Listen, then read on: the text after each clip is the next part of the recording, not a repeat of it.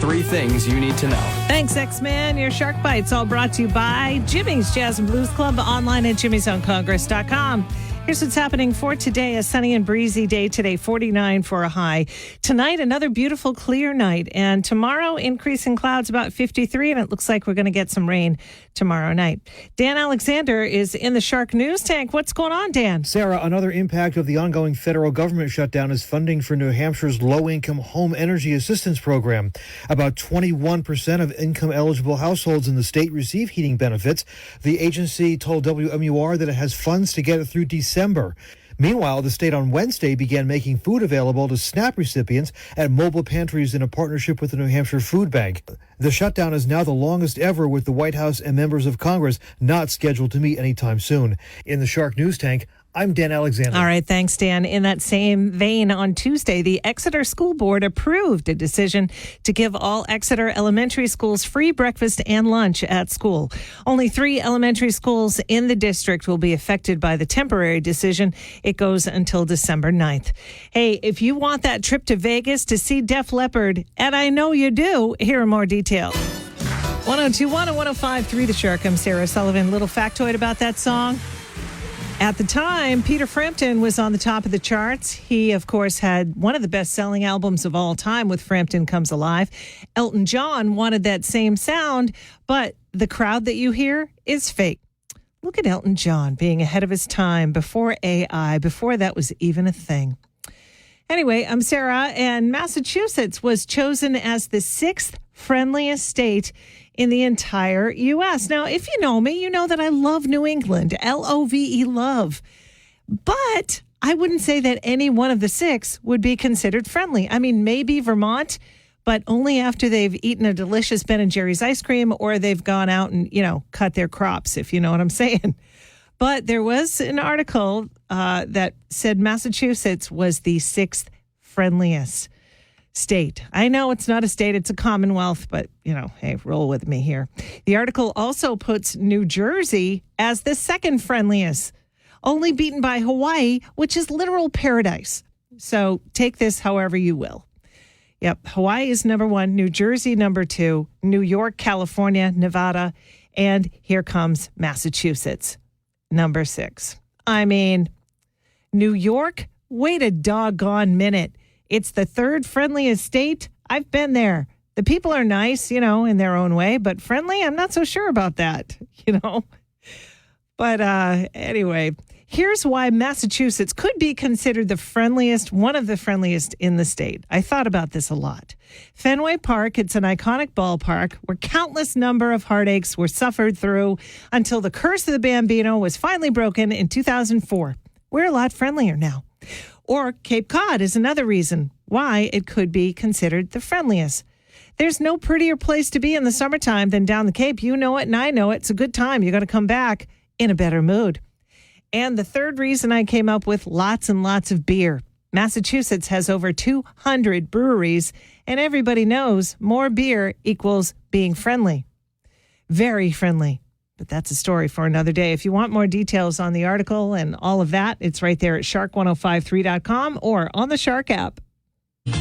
Love is a battlefield. It's 102.1 and 105.3 The Shark. Well, it's that time. It's time for favorite things. More than anything this season, it's about gratitude. Lovely gift to give. It's about saying, thank you. I see you. I'm so glad you're in my life. Here's a gift for you. Oprah. It must be so fun to be Oprah. Seriously. Wouldn't you love to scour the world, the entire planet for your favorite things, then make a list and say, here you go. Give these gifts to your favorite people. Well, she does it every year, and it's a holiday gift guide. As usual, it contains way too many things for her to have actually tried or even heard of herself. But still, it's kind of nice, that we get to see a few things that she really likes. There's plenty of affordable stuff on the list, actually. But, there's a lot of things that only rich people could get. For instance, a $2,000 espresso machine. I mean, I wouldn't get that. But maybe you would. And maybe you're not rich, but you want to spend $2,000 on an espresso machine. This is live free or die, baby. You do whatever you want. How about a 700 indoor pizza oven? Now listen, the pizza oven always gets me. I'm always like, man, that looks so cool. If I'm watching QVC or if I see an ad or whatever for a pizza oven, I'm like, yeah, I want one. I totally want one. But then I think about it. I'm like, wait a minute. I have an oven. As a matter of fact, I have two ovens. I've got one of those Oster ovens that I was, all kinds of suckered into on QVC one year, but I love it. It's an extra oven for like the side dishes on, holidays and stuff. So I wonder if pizza ovens are really worth it. But if you think they are, it's $700 and it's an indoor pizza oven. Perhaps the one that I'm most confused about on the list is a $60 pair of anti-fog reading glasses for the shower. Why do you need to read in the shower? I mean, I don't understand it. However, I will say this one thing that just popped into my head. If I'm taking a shower, especially if I'm at a hotel and I'm not at my house, and I pick up the bottle or I'm looking at the bottles, which one is the body wash, which one is the conditioner, and which one is the shampoo? Because if you're like me and you have extreme astigmatism, you have no idea what those words say on that little itsy bitsy tiny bottle. So maybe that's why. So maybe the $60 is worth it. I don't know. It's up to you. Coming up after 7 o'clock, there is a grand opening this weekend of Rap City right here in Dover. I'll have more details on that coming up on 102.1 and 105.3 The Shark. 102.1 and 105.3 The Shark. Here are three things you need to know. Thanks, X-Man. Your Shark Bites all brought to you by Jimmy's Jazz and Blues Club, online at jimmysoncongress.com. The forecast for today, sunny and breezy, 49 for a high. Tomorrow, pretty much the same, less wind. And then tomorrow night, it looks like we're going to get some rain. According to Dan Alexander in the Shark News Tank, another impact of the ongoing federal government shutdown is funding for New Hampshire's low-income home energy assistance program. About 20.9% of income-eligible households in the state receive heating benefits. The agency told WMUR that it has funds to get through December. The state Wednesday began making food available to SNAP recipients at mobile pantries in a partnership with the New Hampshire Food Bank. The shutdown is the longest ever, with the White House and members of Congress not yet scheduled to meet to figure out what the heck is going to happen. At a press conference yesterday, Transportation Secretary Sean Duffy explained to reporters how the flight restrictions set to go into effect on Friday will be executed. I think it's going to lead to more cancellations. We're going to work with the airlines to do this in a systematic way. I'm sure it's just going to run so smoothly. Coming up in about 15 minutes from now, Hampton Beach Casino is getting a redo. We've heard about this for months and months. It might even be years now at this point. More details about that and what the Hampton board approved yesterday. Very exciting things for the Boulevard. That's coming up in 15 minutes from now on 102.1 and 105.3 The Shark. Don't leave, mates. 102.1 and 105.3 The Shark. Good morning. Oh, the times they are a-changing. They sure are, Bob. They sure are. It was a unanimous vote of the approval from the planning board in Hampton for the site plan of the casino at the beach yesterday. The proposal includes a 3,500-seat casino. That's more than 200 hotel rooms, 99 condos, a parking garage, and retail space that is going to be off the hook. Developers said that revamping the casino will bring a fresh new look to Ocean Boulevard. This is according to a report from MUR.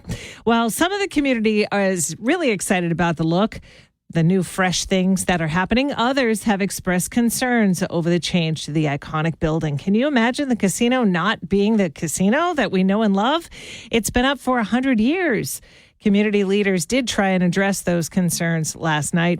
The redevelopment group talked about improvements that they've made to their plans for traffic on Ocean Boulevard, like adding a bike and pedestrian lane and traffic safety measures. I don't know how they're going to fix that because, one side is the ocean.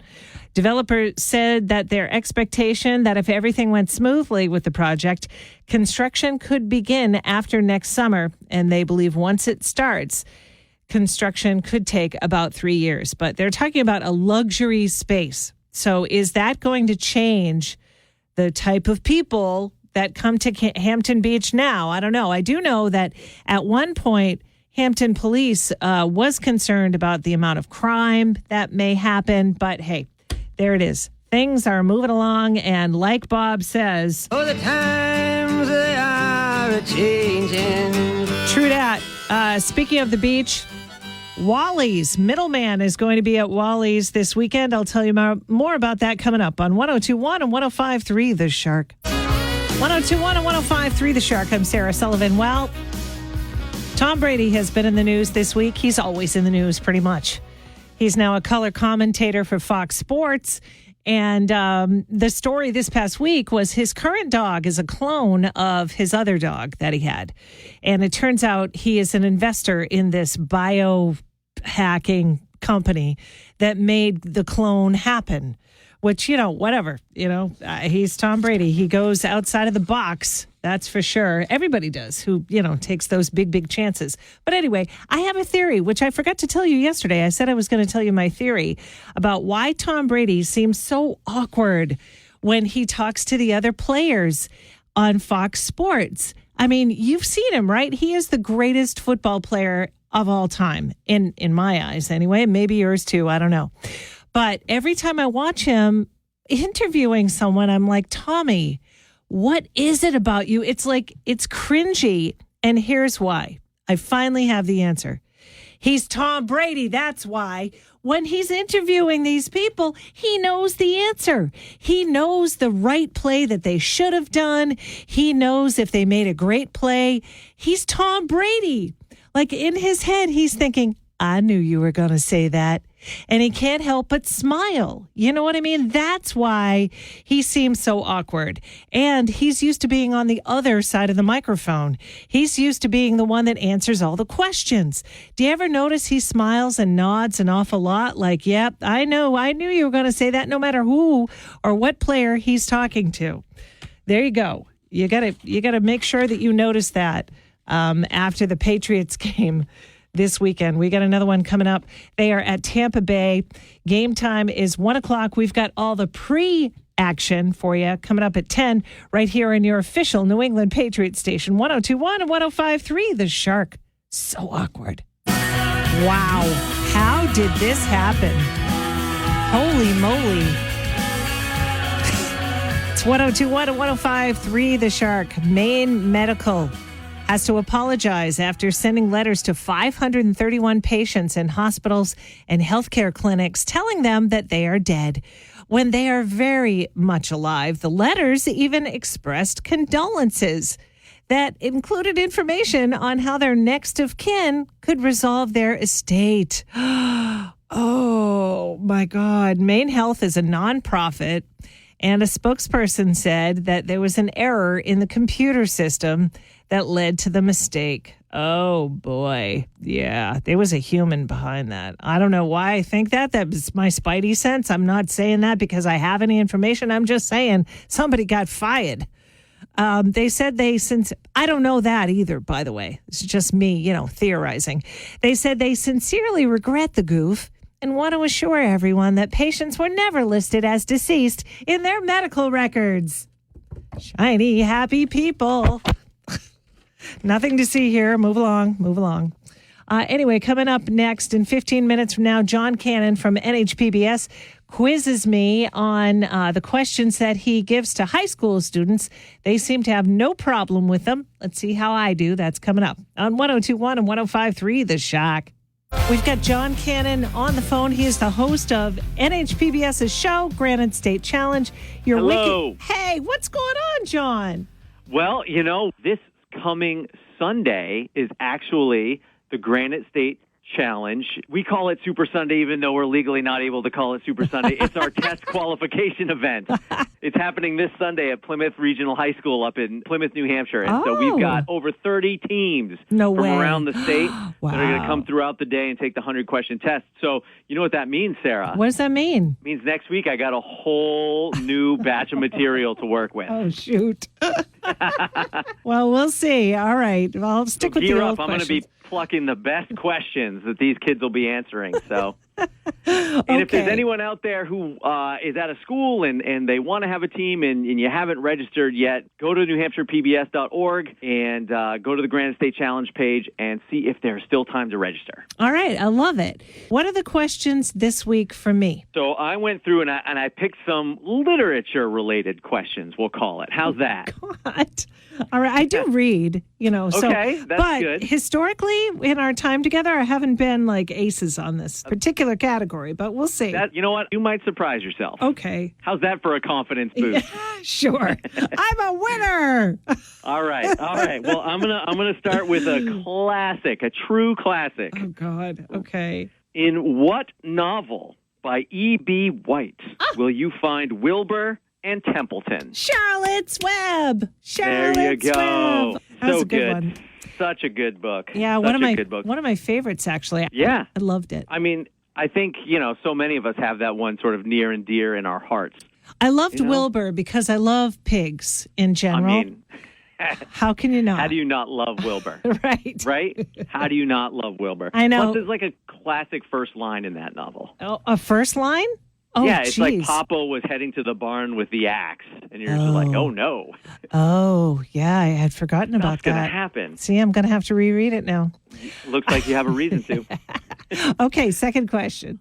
All right, so if we're reading Charlotte's Web in elementary school, we're going to kick it all the way to high school literature class, Oh, Sarah, for God. this one. Ready? Yeah, I guess. What Shakespearean character says, "Get thee to a nunnery," to Ophelia? Ophelia. Okay, so I don't know, Macbeth? I have no idea. Ooh, it's a classic one, but no, it is Hamlet. Oh, Hamlet. Yes. Yes. Oh, wait, are we on a ham theme? Is that your You know what? Strangely, we are. You just wait, Sarah. You might get this. Okay. This fictional pig Yes. in the series of books by Ian Falconer wears a lovely red dress and black and white striped tights. Peppa the pig. Ooh, so close. It is not wait. Peppa the Pig. Olivia. Olivia's right. Yes. Oh my gosh. Oh, wow. I didn't even think we were doing pig-themed literature. I called it to your attention. You sure did. I have to say, my favorite pig of all time is Babe from the movie. So classic. So classic. Yeah, it really is. I mean, I got to actually meet James, what's his face? The guy that Cromwell? played. Yeah, Jamie Cromwell. Yeah. Farmer Hoggett. Yeah, that's his story. I got to go to his house in Sherman Oaks, California. Wow. I know, it was quite a thing. But thank you, as always. It's a pleasure having you. John Cannon, ladies and gentlemen. As always, Sarah, thank you so much. A pleasure to be here. All right, we'll talk to you next week at about this time. All right, Sarah. Have a October brings it all. Halloween parties, game day tailgates, crisp fall nights. At Total Wine & More, you'll find just what you need for them all. Whether you're hosting friends or enjoying the cool fall air, you'll find thousands of wines, spirits, and beers at the lowest prices. Mixing up something spooky? Total Wine & More is your cocktail central for all your Halloween concoctions. With the lowest prices for over 30 years, you'll always find what you love and love what you find at Total Wine & More. Curbside pickup and delivery available in most areas. See TotalWine.com for details. Spirits not sold in Virginia and North Carolina. Drink responsibly. B21.